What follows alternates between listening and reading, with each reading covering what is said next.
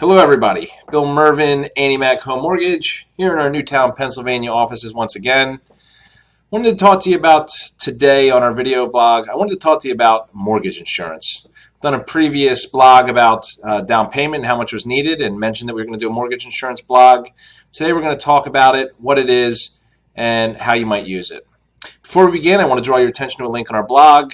Click on that link. Any follow-up questions, want to talk to anybody on our team, and somebody will reach right back out to you.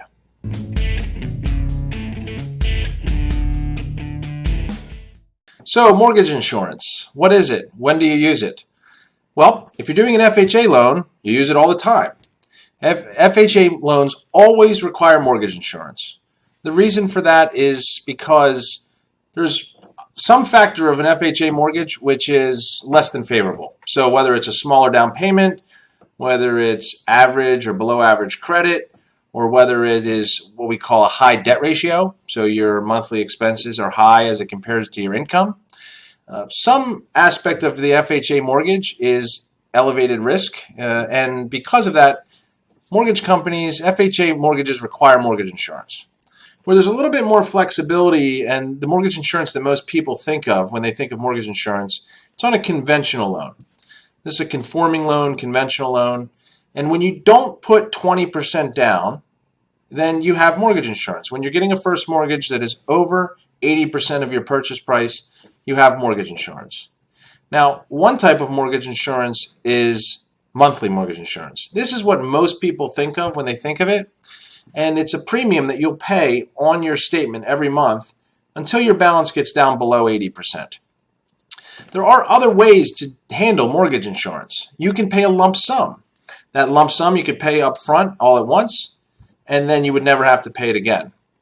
Or another way that you could handle mortgage insurance would be lender-paid mortgage insurance. Lender-paid, that lump, you still have a lump sum, but instead of you paying that lump sum out of pocket, the lender could give you a slightly higher interest rate and then use the credit that the lender gets from that higher interest rate to pay the mortgage insurance for you.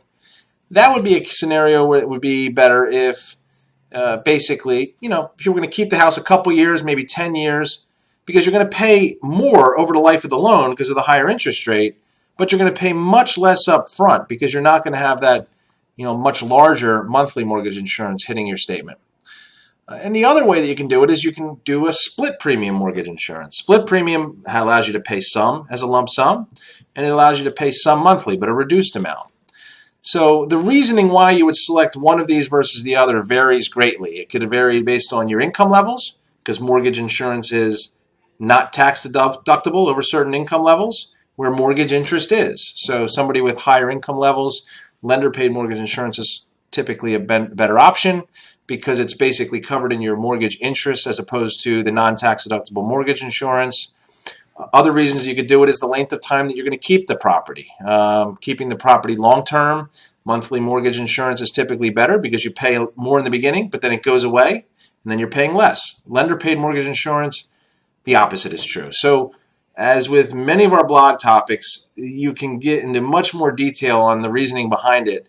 But for sake of our blog today, if you don't put 20% down, first of all, many people think you have to put 20% down. You do not. And if you're going to do it, there's many, many different ways that we can deal with mortgage insurance and really structure it in a way that's going to take advantage of your particular situation and make sure that you're getting the best deal. So if you have any follow-up questions on what we talked about here today and want to just talk to myself or someone on the team about it, reach out to the contact information below, and we'll be happy to answer your questions.